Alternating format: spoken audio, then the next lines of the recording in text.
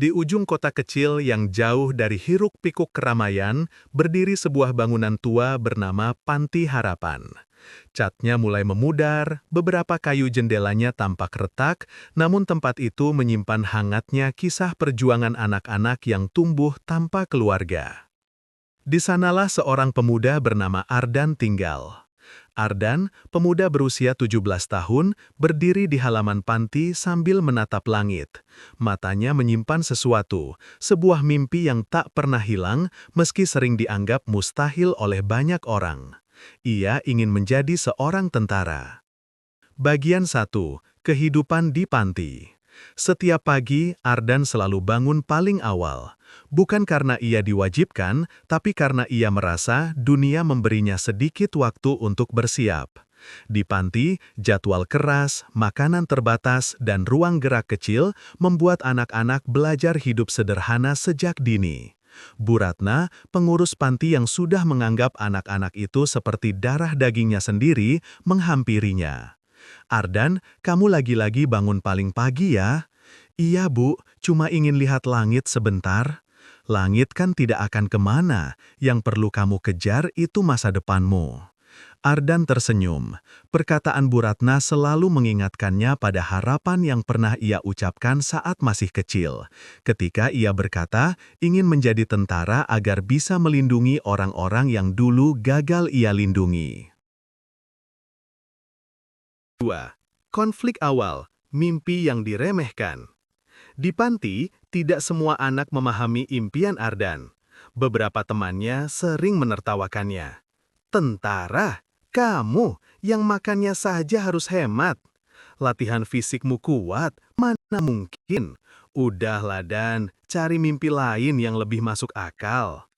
Perkataan itu menusuk, namun Ardan hanya menunduk. Dalam hati ia berkata, "Aku tidak lahir untuk menyerah sebelum mencoba." Tapi ia tahu, mimpi menjadi tentara bukan sekedar tekad. Ada syarat fisik, mental, kesehatan, dan biaya persiapan yang tidak kecil. Dan sebagai anak panti, semua itu terasa berat. Bagian 3. Percikan pertama.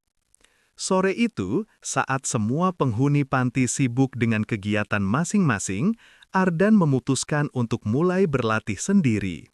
Meski belum tahu standar latihan militer, ia percaya bahwa setiap langkah kecil lebih baik daripada tidak bergerak sama sekali. Ia mulai berlari mengelilingi lapangan kecil di belakang panti. 1 putaran, 3 putaran, 5 putaran, hingga napasnya terengah-engah dan keringat mengalir deras. Bu Ratna memperhatikannya dari kejauhan, penuh rasa khawatir. Tapi ia tahu anak itu punya tekad berbeda dari yang lain. "Ardan, kalau capek istirahat, jangan paksakan badanmu." "Saya harus mulai dari sekarang, Bu. Kalau tidak, saya takut tidak pernah mengejar apa-apa." Dalam suara Ardan ada campuran ketakutan dan keberanian, seakan-akan ia sedang melawan waktu. Bagian 4. Masa lalu yang membentuknya. Malam hari, saat lampu panti diredupkan, Ardan duduk di tepi ranjang sambil menggenggam foto kusam, foto ibunya yang meninggal ketika ia masih kecil. Narasi lembut.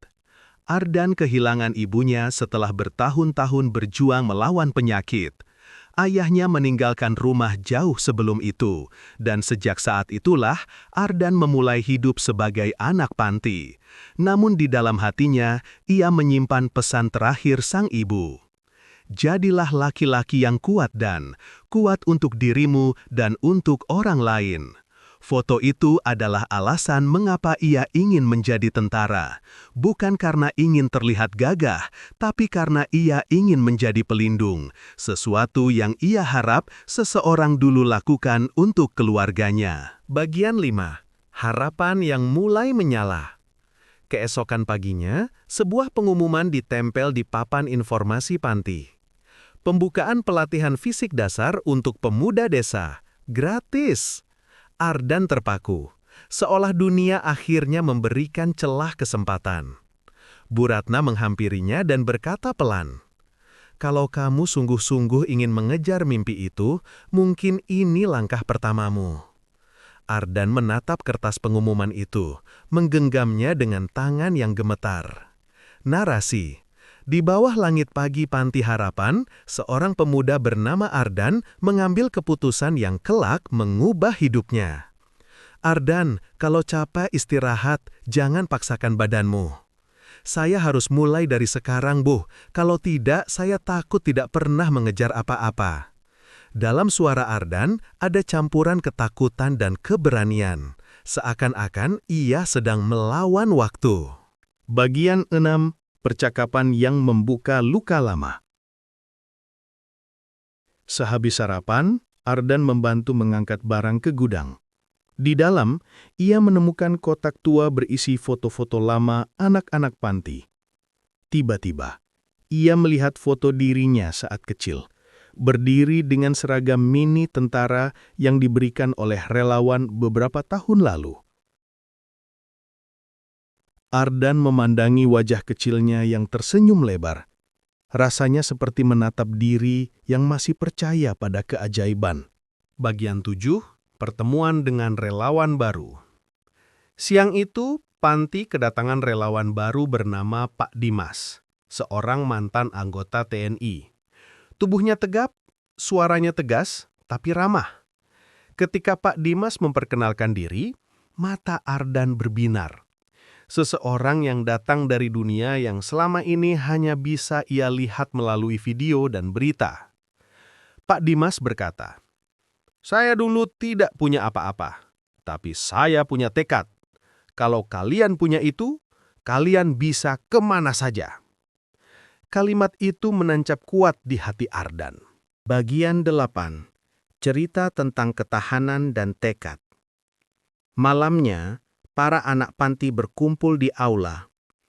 Pak Dimas menceritakan pengalamannya selama pendidikan militer, tentang bangun sebelum matahari terbit, latihan fisik keras, dan disiplin ketat. Namun yang membuat Ardan lebih terkesan adalah bagian ini. Yang paling sulit bukan fisiknya, tapi melawan suara dalam diri yang bilang kamu tidak mampu.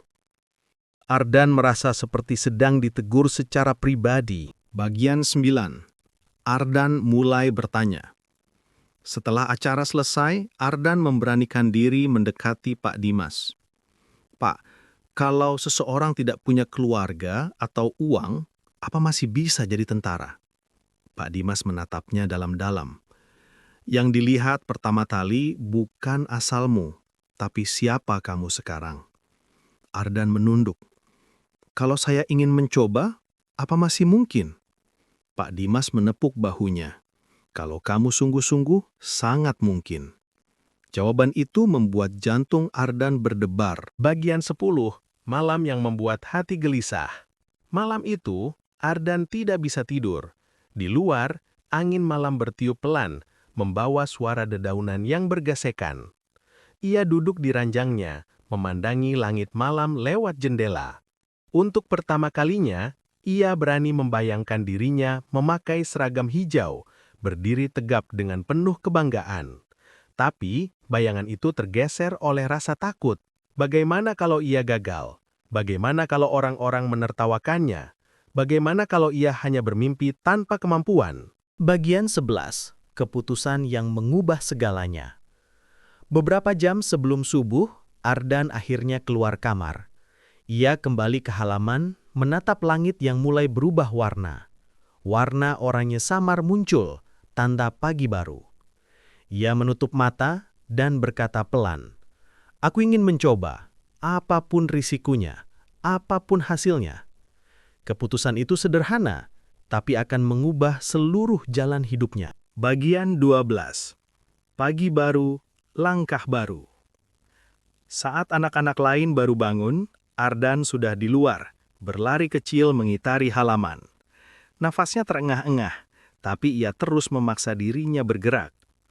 Untuk pertama kalinya, ia mulai berlatih. Tidak ada pelatih, tidak ada fasilitas, tidak ada yang tahu. Namun, ia bergerak dengan satu hal yang ia punya sejak lahir, tekad. Pak Dimas yang kebetulan lewat hanya tersenyum melihatnya dari jauh. Satu langkah kecil, pikirnya, tapi itulah langkah yang paling penting.